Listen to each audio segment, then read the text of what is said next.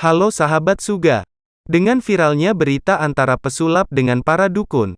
Kali ini mari kita bahas apakah sebenarnya ada ilmu gaib di zaman sekarang? Menurut kalian apa sih ilmu gaib itu? Mari kita bahas menurut artikel mediaindonesia.com. Gaib adalah sesuatu yang tidak mampu dijangkau dengan indera dan tidak diketahui hakikatnya. Itu namanya gaib. Dalam konteks ini gaib ada dua macam.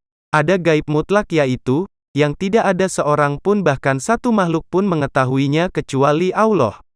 Kedua gaib relatif atau gaib nisbi, saya tidak tahu kapan yang hidup itu mati, tanggal berapa dia mati, namun, setelah dia mati, saya tahu kapan dia akan mati.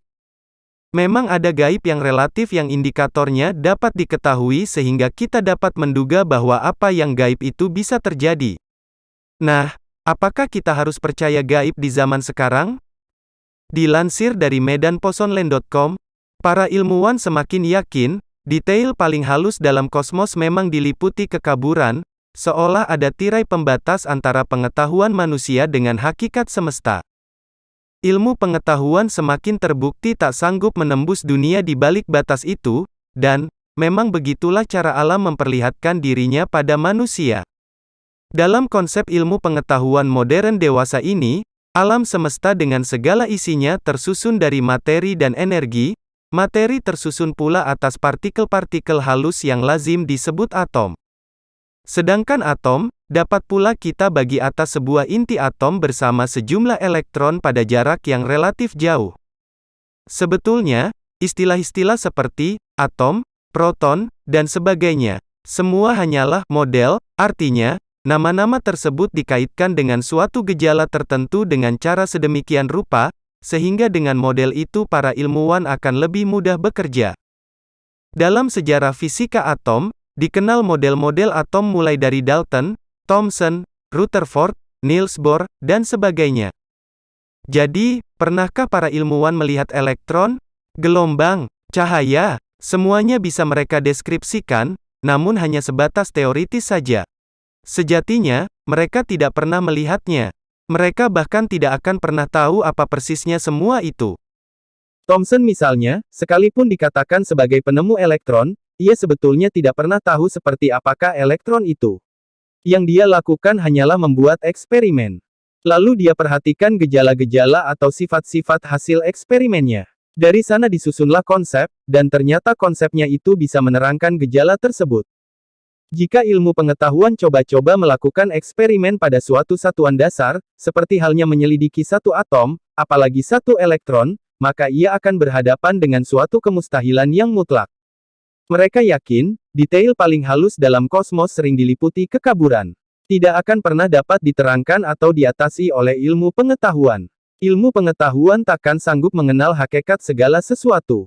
Sekarang marilah kita kaitkan dengan masalah gaib. Dalam zaman serba modern ini, masih banyak orang yang tidak percaya pada adanya makhluk-makhluk gaib seumpama malaikat, iblis, jin, dan sebagainya. Kalau ditanya pada mereka apa sebabnya, mereka akan menjawab dengan sebuah pertanyaan, mana buktinya? Seolah dengan pongah mereka berkata, sesuatu yang ada pasti akan selalu ada buktinya. Sesungguhnya, tanpa mereka sadari bahwa tak semua yang ada ini dapat dibuktikan keberadaannya, sebab memang ada batas. Padahal, di luar batas itu, ada kegaiban yang berserak di sekitar. Kehidupan para gaib ini sesungguhnya amat dekat dengan kita, namun tak ada cara atau alat yang bisa membuktikannya dengan nyata, atau istilahnya mengubah mereka ke dalam wujud fisik. Tak ada cara buat ilmu pengetahuan modern mengenal yang gaib. Albert Einstein bahkan menyadari, setiap besaran-besaran fisik yang kita ukur senantiasa akan tersandung di bawah kerelatifan. Pakar fisika Berkeley pun akhirnya melontarkan gagasan dualisme yang disebut sebagai zarah gelombang. Ya, tiada cara buat mengenal kegaiban, tiada cara mengukur yang hakikat, tiada cara buat mengamati kemutlakan. Apa daya? Ya, betul. Satu-satunya cara buat mengenal hakikat, buat mengenal yang mutlak, buat mengenal alam gaib, hanyalah dengan terbukanya hijab, tersingkapnya batas. Dan itu hanya mungkin jika Allah sendiri yang menginginkannya. Jangan tanya bukti, sebab hal gaib itu memang di luar wilayah bukti. Bukti hanya mungkin diterapkan buat alam fisik atau alam syahadah. Itu pun hanya sebatas dan dibatasi oleh alam itu sendiri. Allah yang mengetahui yang gaib.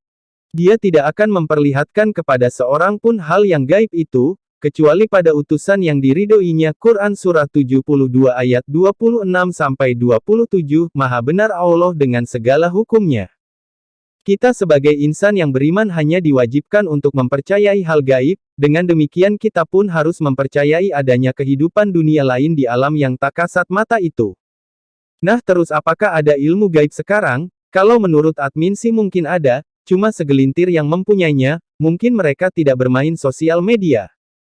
Baiklah, terima kasih yang sudah mendengarkan dan menyimak sampai akhir. Pesan dari admin, semua itu hanya Allah lah yang maha mengetahui. Sampai jumpa.